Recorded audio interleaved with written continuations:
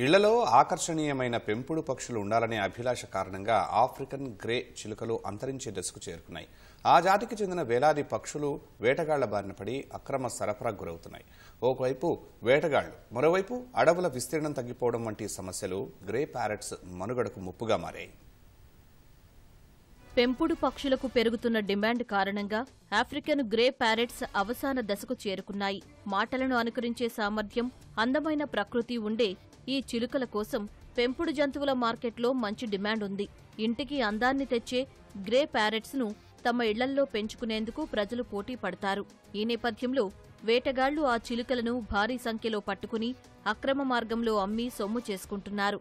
ఈ కారణంగా గతంలో మిలియన్ల సంఖ్యలో ఉన్న ఈ జాతి పక్షులు ఇప్పుడు కేవలం 1,00,000కు పరిమితమయ్యాయి.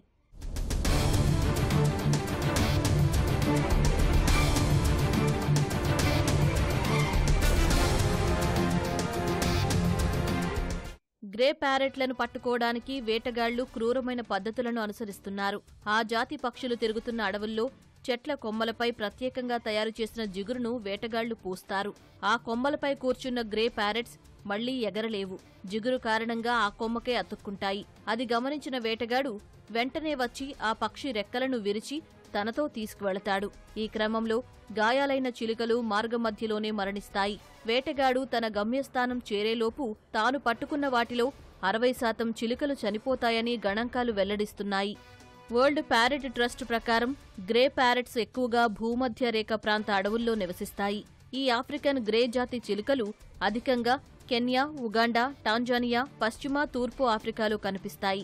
అయితే పశ్చిమ ఆఫ్రికా నుంచి ఈ పక్షులను ఎక్కువగా అక్రమ రవాణా చేస్తున్నారని విశ్లేషకులు తెలిపారు.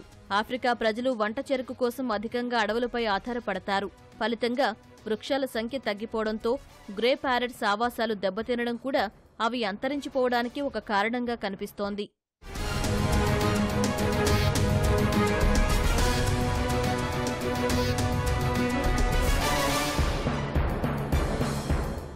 గ్రే ప్యారెట్స్ అక్రమ రవాణాపై అంతర్జాతీయంగా నిషేధం ఉన్నా ప్రాంతీయ చట్టాల్లోని లొసుగులను ఆసరాగా చేసుకుని వేటగాళ్లు చెలరేగిపోతున్నట్లు వరల్డ్ ప్యారెట్ ట్రస్ట్ సభ్యులు వెల్లడించారు.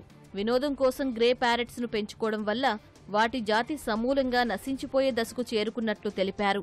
ఇప్పటికే కొన్ని దేశాల్లో టోగో, ఘనా వంటి చిలుకల జాతులు అంతరించిపోయినట్లు ఆందోళన వ్యక్తం చేశారు.